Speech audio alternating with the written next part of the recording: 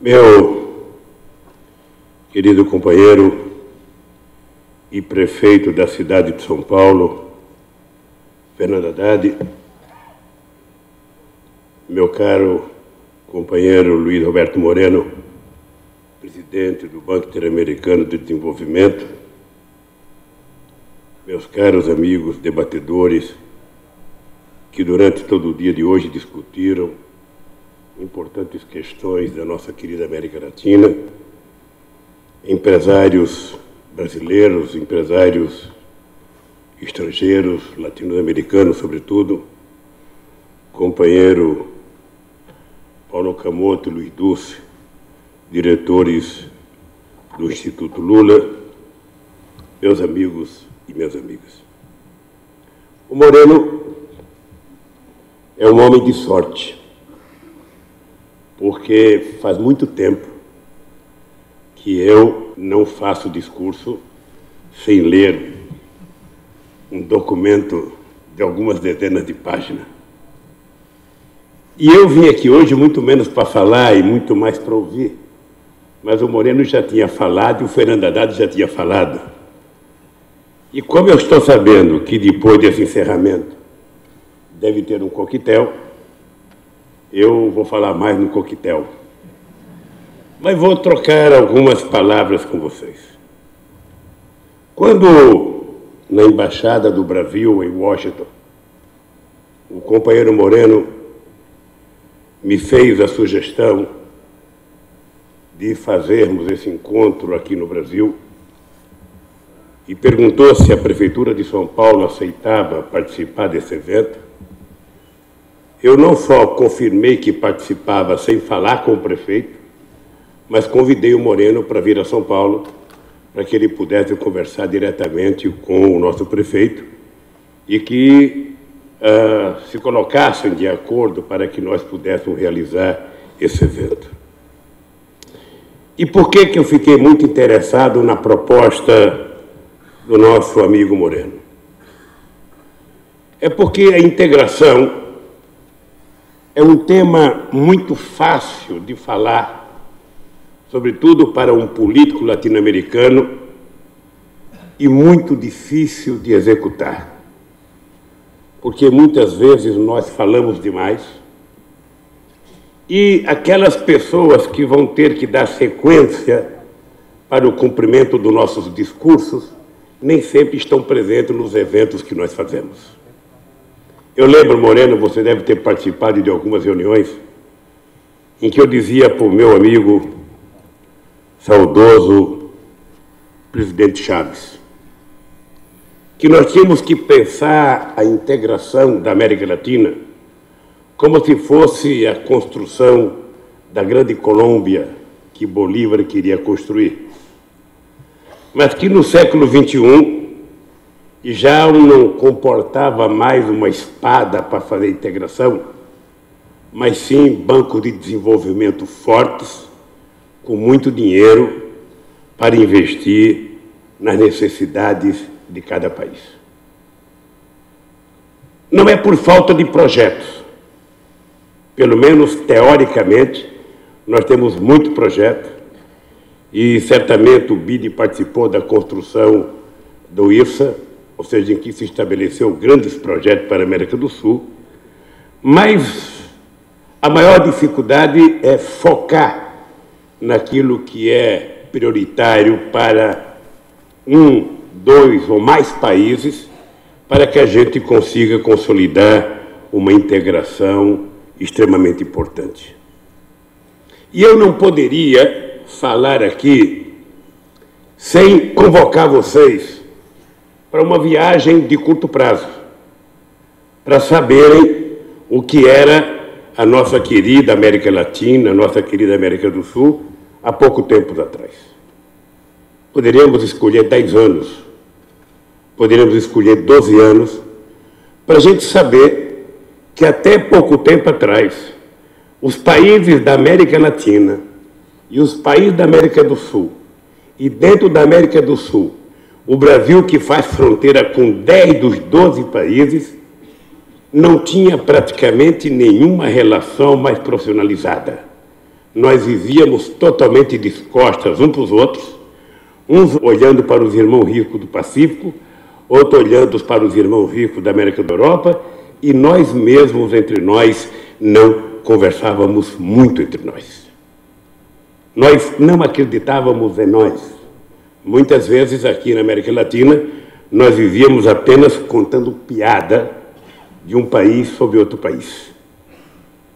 E isso nós mudamos. Eu queria lembrar, Moreno, que nós começamos a nossa campanha em 2002 dizendo que nós não iríamos aceitar a implantação da ALCA, sabe, na América do Sul, e que nós iríamos debater o fortalecimento do Mercosul e a construção de um instrumento multilateral que pudesse funcionar de forma mais soberana, dando mais oportunidade aos países da América do Sul. E eu não esqueço nunca que foi em Mar del Plata, numa reunião memorável, que estava presente o presidente Bush, estava presidente o Kirchner e tantos outros presidentes, quando a gente, então, resolveu instituir, sabe, o fim da discussão sobre a ALCA e começamos a discutir o fortalecimento do Mercosul. Muitas vezes nós fomos criticados, muitas vezes houve incompreensões de que nós estávamos jogando fora uma oportunidade extraordinária, porque a integração com um país muito rico, com os Estados Unidos, era uma coisa importante. E eu não nego para todo mundo que era importante para o Brasil, que era a maior economia, que tinha mais tecnologia, que tinha mais indústria. Mas não tinha sequer uma proposta, sabe, de fazer o que foi feito na União Europeia, quando se colocou um fundo de aporte de recursos para ajudar os países mais pobres e alavancar os países como Espanha, como Portugal, como Grécia e outros. Aqui no Brasil era uma proposta simples e seca de um acordo de livre comércio, onde os grandes ficariam mais grandes, os pequenos ficariam mais pequenos, deduzindo num português bem claro, os ricos ficariam mais ricos e os pobres ficariam mais pobres. Bem, quando nós fizemos essa inversão, é importante lembrar que nós tínhamos, e eu vou dar um número porque eu não sei, como você fala muito de número e o BID fala muito de número, não sei se o Luciano Coutinho falou muito de números, se outros que vieram aqui falaram muito de números, mas o dado concreto é o seguinte: Brasil e Mercosul, no começo de 2003, tinha um fluxo de balança de comércio de apenas 10 bilhões de dólares. O Brasil e os países do Mercosul. Pois bem, nós hoje temos um fluxo de 49 bilhões de dólares. Isso porque, antes da crise de 2008, nós chegamos a ter com a Argentina, só com a Argentina, um fluxo que saiu de 7 bilhões de dólares para 39 bilhões de dólares. Obviamente que com a crise isso caiu e caiu em todos os países. Com o Brasil e a América do Sul, nós tínhamos um fluxo de apenas 15 bilhões de dólares. O ano passado nós fechamos com um fluxo de 73 bilhões de dólares. E com a América Latina e Caribe, nós tínhamos um fluxo de apenas de 20 bilhões de dólares. E hoje nós temos um fluxo de praticamente 95 bilhões de dólares. Ora, isso demonstra que valeu a pena a gente acreditar de que era possível nós nos tornarmos mais amigos, criarmos algumas instituições multilaterais que permitiram, por exemplo, não só fortalecer o Mercosul, criar a Unasul, criar a CELAC, criar o Conselho de Defesa, mais alguns países do Caribe, liderados pela Venezuela, criaram a ALBA. Tudo isso significou você diversificar as suas relações comerciais e, portanto, diversificar a possibilidade de crescimento desses países. Nós ainda estamos longe, mas muito longe, Moreno, de chegarmos a um padrão tipo conquista da União Europeia. Estamos muito longe porque nós ainda falamos muito e não trabalhamos o tanto que falamos. Nós temos mais dificuldade. Ora porque não temos dinheiro, ora porque não temos uma política correta de crédito, ora porque quando tem um crédito não tem garantia, a garantia soberana não se reconhece aqui em maioria dos países e nós temos sempre a dificuldade. Mas eu, ainda assim, queria lembrar que o avanço que nós demos foi uma coisa extraordinária. O comércio intrarregional na América Latina e no Caribe, que era de apenas 43 bilhões de dólares em 2002, chegou em 2012 a 189 bilhões de dólares. Esses números, por si só, demonstram o acerto que nós fizemos em dar prosseguimento de forma mais democrática, sem espada, sem armas, sem revolução, apenas discutindo possibilidade de desenvolvimento, geração de emprego, investimento em infraestrutura, investimento em ciência e tecnologia, nós chegamos a dar um salto extraordinário. E eu fico mais feliz porque estamos falando de uma parte do mundo que tem 600 milhões de habitantes e que tem um PIB de 6 trilhões de habitantes. Não é pouca coisa. Obviamente que ainda está muito mal distribuído. Ainda precisa fazer com que haja uma aproximação entre os ricos e os pobres. E isso nós seremos capazes de fazer. Eu dizia ao meu amigo Moreno que eu voltei da Bolívia a semana passada e eu fiquei mais animado, querido Moreno. Mais animado, porque não era de se esperar que a Bolívia pudesse, num curto espaço de tempo, conquistar o grau de estabilidade que a Bolívia conquistou.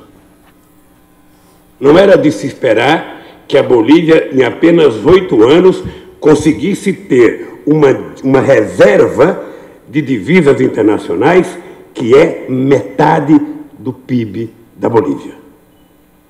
Não é de se esperar que, com políticas de ajudar as pessoas mais pobres, como as mulheres grávidas, as mães solteiras, que os bolivianos e os espanhóis tratam de embaraçadas, ou seja, as embaraçadas solteiras, depois as embaraçadas casadas, depois uma política de bolsa de ajudar a criança a ir para a escola, depois uma política para ajudar o velhinho que não tem aposentadoria, fizesse que a Bolívia tenha, nesses últimos anos, o mais longo período de paz, tranquilidade, harmonia e democracia daquele país. Quem tiver dúvida, seria importante visitar a Bolívia, porque quando o presidente Evo Morales começou a falar que queria o gás para ele, que o gás era dele, que o gás era dele, que ele queria o gás para ele, que queria nacionalizar, eu não tinha como não dizer para ele: o gás é seu, está no seu território, portanto, se você pagar, sabe, o que a Petrobras necessita, o gás é seu. Muita gente aqui no Brasil achava que eu tinha que ser duro com o Evo Morales, que eu tinha que ser muito duro com a Bolívia. E eu fiquei pensando: eu não fui duro nem com o Bush, eu vou ser duro com o Evo Morales. Eu não imaginava um metalúrgico de São Bernardo brigando com o índio da Bolívia. Não imaginava.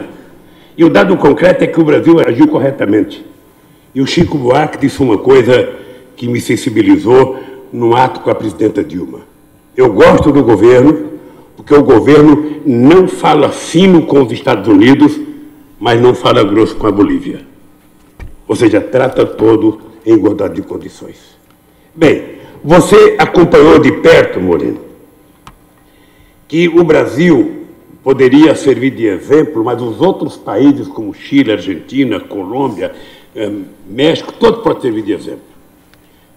O dado concreto é que, se a gente pegar só de 2010 para cá, segundo dados do Banco Central, o Brasil tem de investimento na América do Sul 45 bilhões de dólares. E do outro lado, se a gente pegar os investimentos só de 2010 para cá, da América do Sul no Brasil, a América do Sul tem 47 bilhões de dólares. Ou seja, nesses poucos anos de integração efetiva, nós estamos criando empresas multinacionais latino-americanas, empresas sul-americanas e qualquer outro tipo de empresa que vocês queiram que a gente crie. Porque eu lembro que nós tínhamos no Peru 2 empresas, hoje nós temos 44 empresas na Colômbia e no Peru nós temos 66 empresas, fora as empresas peruanas que nós temos investindo no Brasil e de outros países. Hoje, o maior investimento privado no México é de uma empresa brasileira. Era humanamente impossível a gente imaginar que isso iria acontecer há 15 anos atrás. Era humanamente impossível. Bem, e isso aconteceu. Isso aconteceu num ano e numa década em que a gente conquistou a Copa do Mundo para o nosso país. Eu, às vezes, fico um pouco triste com o azedume de algumas pessoas com relação à Copa do Mundo, e que o Brasil não tem condições de fazer uma Copa do Mundo, que o Brasil não tinha condições disso. Isso vem de muito tempo atrás. E eu fico lembrando que o México fez uma Copa do Mundo extraordinária em 70, em que o Brasil foi campeão. Fez outra Copa do Mundo em 86, que o Brasil perdeu. Sabe? Lamentavelmente, o México não ganhou. E essa Copa do Mundo foi feita logo depois de um grande terremoto que deu no México, que praticamente se imaginava que tinha destruído metade do México. E o México fez uma Copa do Mundo extraordinária. O que está acontecendo neste país, nesse instante? Nós temos aqui, quando as pessoas pensam que nós somos pequenos, quando as pessoas pensam que nós somos, sabe, que nós temos complexo de vira-lata, que nós não sabemos fazer nada, que só os outros sabem fazer, eu queria lembrar que de 18 Copas do Mundo disputadas, essa parte do mundo pequena chamada América Latina, mas sobretudo América do Sul, das 18 tem 9. Né? São 2, e todas do Mercosul. Todas do Mercosul. Ainda não chegou na CELAC, ainda não chegou em outras coisas, nem chegou, mas todas do Mercosul. 5 do Brasil, 2 da Argentina e 2 do Uruguai. Mais uma que nós vamos ganhar agora, pelo amor de Deus, argentinos. Por favor, sejamos amigos, vamos discutir integração, mas, pelo amor de Deus, não se metam em levar a Copa do Mundo daqui. Não se metam, porque nós não aguentaremos 2 derrotas, uma em 50 e outra agora. Nós não aguentaremos. Ou seja, então eu penso que o que vai acontecer no futebol, nessa Copa do Mundo, e esse evento realizado exatamente na antivéspera do acontecimento da Copa do Mundo, chama a atenção para que nós, latino-americanos, consigamos acreditar mais em nós.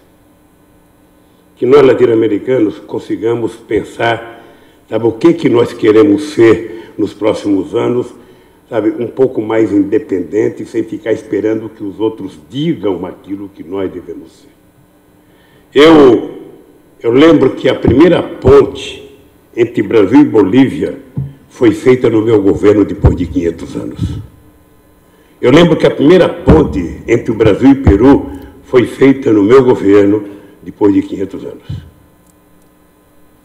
Eu lembro e eu falo para todo mundo saber a situação do Brasil. Não sei se alguém já falou isso aqui, mas eu vou repetir que nós temos que ter clareza. Nós vivemos período da Guerra Fria, nós vivemos período de divergência profunda entre a coroa espanhola e a coroa portuguesa.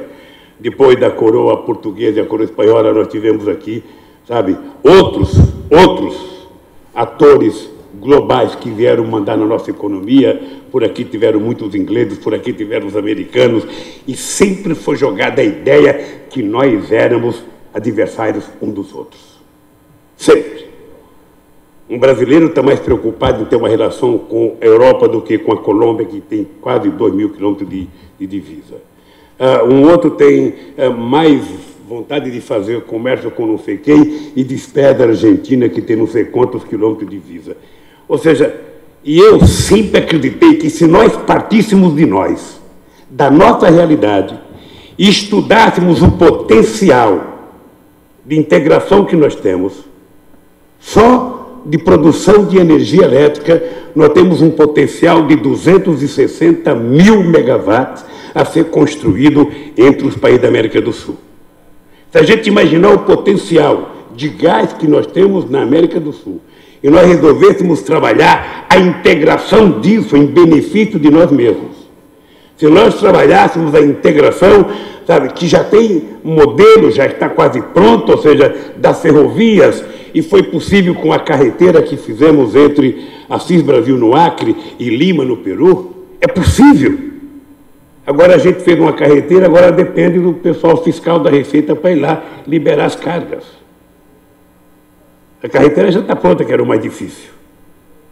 Ou seja, se nós levássemos em conta um potencial de integração, o que cada um de nós pode se beneficiar de um processo de integração, e o Brasil se comportar não como adversário de nenhum país da América do Sul, mas o Brasil será sempre um grande mercado para qualquer país da América do Sul, da América Latina.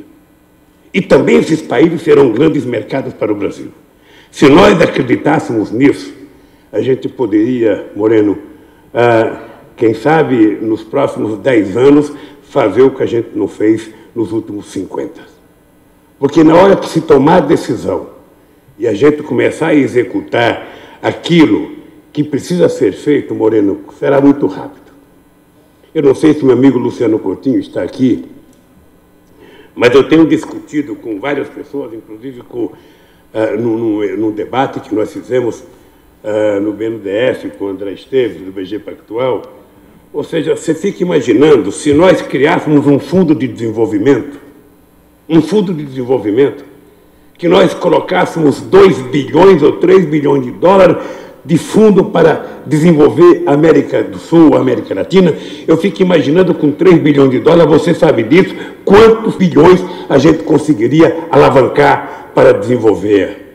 Se a gente colocasse 2 bilhões para a África, quanto que a gente poderia alavancar de dinheiro para desenvolver? Porque tudo depende do dinheiro. Até a fome no mundo. Né? Esse dia eu fiquei estarrecido no encontro com o Graziano da FAO, é de que nós praticamente desperdiçamos 1/3 do alimento produzido no mundo. Então não falta alimento para as pessoas comerem por falta de produção, muito menos por falta de tecnologia. Falta porque as pessoas não têm dinheiro para comprar. Ou as pessoas não têm condição de transportar adequadamente, e um grande percentual se perde entre o produtor e o consumidor. Você percebe, Fernando Haddad, que os problemas serão mais fáceis de resolver se a gente discutisse mais politicamente e menos economicamente. Quando um país do tamanho do Brasil quer emprestar dinheiro para a Bolívia, nós não poderemos exigir da Bolívia as garantias, sabe, que só exige para quem não quer emprestar dinheiro. Porque muitas vezes as exigências são de tal magnitude de uns para os outros, que quando a pessoa atingir, sabe, a possibilidade de ter empréstimo, a pessoa não precisa de dinheiro. E nós precisamos, então, estabelecer novas regras de financiamento, novas regras de garantia, para que a gente possa dar o salto de qualidade que nós queremos. Porque nós aqui, Moreno, poderemos ser muito semelhante ao que foi e ao que é a União Europeia. Nunca a gente vai atingir, no curto espaço de tempo, o estado de bem-estar social que eles atingiram. Mas a verdade é que depois da crise de 2008, nós nos mostramos mais preparados para enfrentar a crise do que eles. Porque essas coisas de resolver o problema dos outros é mais fácil. Quando o vizinho está brigando com a mulher dele no apartamento dele, você está dentro de casa com a sua mulher, você tem solução total por causa do vizinho. Mas quando é a sua mulher que está brigando com você, você não tem nenhuma solução. O mesmo acontece se tratando de economia. Era muito fácil resolver os problemas do mundo quando a crise era na Bolívia. Era muito fácil resolver o problema do mundo quando a crise era no Brasil. Eu não esqueço nunca, Fernando Haddad, você como economista sabe disso, quando descia um casal, um homem ou uma mulher, todo mês no aeroporto do Galeão, no Rio de Janeiro, e vinha para Brasília para dizer o que a gente tinha que comprar, o que a gente tinha que vender, como é que a gente tinha que fazer. parecia impossível. E hoje, como é que está o Brasil e como é que está a América Latina? Faz pelo menos 12 anos que eu ouço dizer que a Argentina vai acabar todo ano. Ah, acabou a Argentina, acabou a Argentina, acabou. Não acabou nada. Não acabou nada. E não vai acabar. Como não vai acabar a Colômbia? Aliás, falar em Colômbia, eu penso que é importante a gente aqui, empresários e convidados, a dar uma salva de palmas pela tentativa do presidente Santos de fazer um acordo com a FARC e acabar com uma guerra que está há quantos anos, Moreno? 50 anos. Acho que nós temos que torcer. Nós temos que torcer porque se a Colômbia já passou a ser a segunda economia da América do Sul, com a guerra, sem a guerra, a Colômbia vai poder, sabe, ser muito mais. Então, eu penso, companheiros, que nós precisamos de decisões mais políticas, Moreno. Eu sei que é difícil dizer isso para você, que trabalha numa instituição financeira. Mas é o seguinte, eu não esqueço nunca da primeira reunião de Pittsburgh, nos Estados Unidos, quando a gente foi discutir a crise de 2008, que nós construímos o G20. E você deve ter, Moreno, as resoluções que nós tiramos lá. Tudo está escrito num documento. Tudo. Tudo foi assinado pelas 20 maiores economias do mundo. E não aconteceu nada depois. Por quê?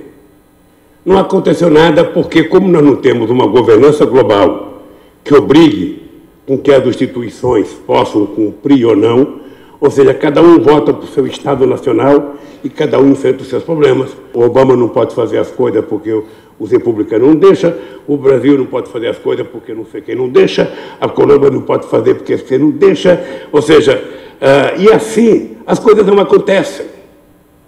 Mas se nós tivéssemos seguido todas as decisões de 2009 em Pittsburgh, certamente essa crise já teria acabado. Essa crise já teria sido exterminada. E ela não foi exterminada, apesar de já termos jogado 10 trilhões de dólares para tentar salvar o sistema financeiro. Nem o bônus que a gente resolveu acabar para evitar que aparecessem executivos querendo ganhar dinheiro vendendo ilusão, a gente conseguiu. Então eu penso que nós aqui na América do Sul, nós temos condições, Moreno, de fazer outra coisa. Eu sei da importância do BID, eu sei que o BID inclusive, precisa ser fortalecido. Acho que nós precisamos constituir outras. Cada país deveria ter um grande banco de desenvolvimento. Cada país deveria ter um grande banco de desenvolvimento, porque os orçamentos do país não é possível fazer tudo, até porque tem muitos problemas sociais a ser resolvidos. Eu li o teu discurso, viu? Eu já li o teu discurso, já li o do Haddad, já li do Luciano Coutinho, já li do André Esteves, já li de muita gente aqui. E eu quero dizer o seguinte, o que nós estamos fazendo na América Latina não é pouca coisa, gente. 1985, eu dei uma declaração para um grande jornal aqui no Brasil e eu disse que eu não acreditava que um trabalhador pudesse chegar ao governo pela via do voto. Isso em 1985. Em 1989, eu fui candidato a presidente da República com vários figurões da política brasileira. Eu era, se fosse uma corrida de cavalo, eu era o último, tinha chegado bem atrasado. Ou seja, eis que eu fui disputar o segundo turno dessas eleições. E eis que eu tive 47% do voto.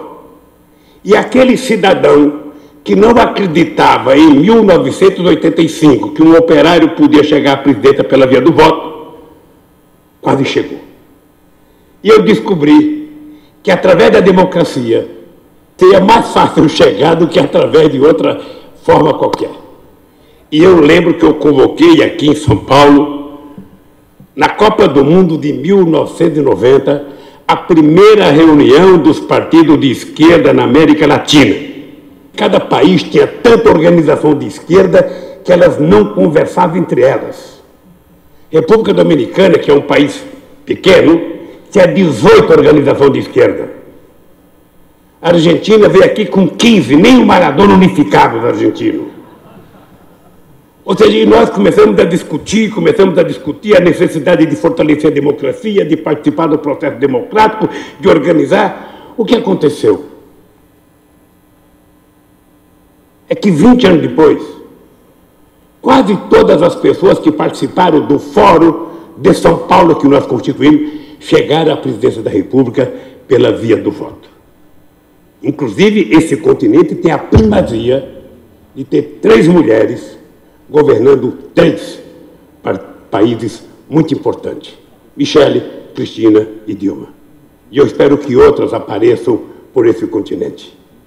Pois bem, mas mais importante do que isso, é que a partir dessa constatação que pela via democrática a gente poderia ganhar muito mais, nós conseguimos eleger, sabe, o Chaves, o Lula, depois o Kirchner, depois o Tabaré, depois o Rafael Correia, depois o Toledo, ou seja, e fomos elegendo pessoas que era praticamente impossível a gente imaginar que fosse eleito. O último agora foi um dos líderes da Frente Farabundo Martí em El Salvador, que acaba de ser eleito presidente da República em El Salvador. Então, uma coisa fantástica, não tem nenhuma parte do mundo que se viva em paz como na América do Sul. Não existe nenhuma possibilidade de algum investidor ter qualquer medo de fazer investimento na América do Sul. É só escolher qual o projeto mais importante. E saber que nós aprendemos nesse continente que somente com muita democracia, com muita paz e com muito desenvolvimento, a gente pode almejar criar um estado de bem-estar social que permita ao povo desse continente ter um padrão de vida digno de um ser humano. Eu posso dizer pelo Brasil que o que aconteceu aqui em 11 anos demonstra que é possível a gente fazer muito mais e pode fazer pelo mundo inteiro. Por isso, Moreno, eu queria te dar os parabéns. A ajuda do Instituto aqui foi só reforçar o teu entusiasmo. Eu acertei agora com alguns empresários espanhóis fazer um grande evento no Brasil com os maiores empresários da América Latina para a gente colocar no papel aquilo que é projeto de verdade que nós temos que fazer, sabe? Estabelecer metas. Porque nós temos que estabelecer metas porque nós políticos sonhamos demais. E eu queria dizer para vocês que a crença que eu tenho e a grande lição que eu tenho, Fernando Haddad, é o seguinte, é que quando a gente é governo, nós sabemos fazer todo o discurso de integração que vocês possam imaginar. Nós assinamos todos os documentos que dão para a gente assinar e todos os memorandos, todos os protocolos de intenções. Mas se a gente não envolver os empresários nessa história, as coisas não acontecem. Porque quando voltamos para o nosso país, tudo que a gente assinou cai no ralo comum do Congresso de cada país e aí o tempo é outro. Portanto, nós temos que envolver os empresários que têm interesse de ir atrás, que têm interesse de ganhar dinheiro, que têm interesse de fazer investimento.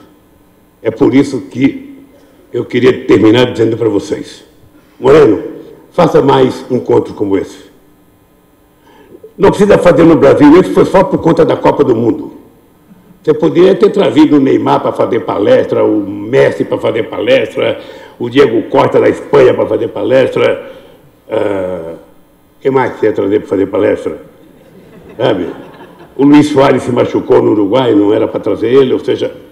Mas o dado concreto é que outros eventos como esse têm que ser feitos. Eu já falei para você na Colômbia. Nós temos que habituar os nossos empresários, os nossos políticos a... Sabe, o pessoal viaja daqui para Davos, o pessoal anda para a Suíça, para aquele frio desgraçado, para participar de uma reunião que não tem nada a ver com nós. Você poderia encabeçar de todo ano ter um Davos da América do Sul. Alguma coisa que pudesse, junto com o BNDES, junto com o Banco do Brasil, junto com os bancos argentinos, com os bancos colombianos, para a gente despertar o espírito animal dos empreendedores da América do Sul para fazer mais investimento. Muito obrigado e parabéns, companheiro Moreno.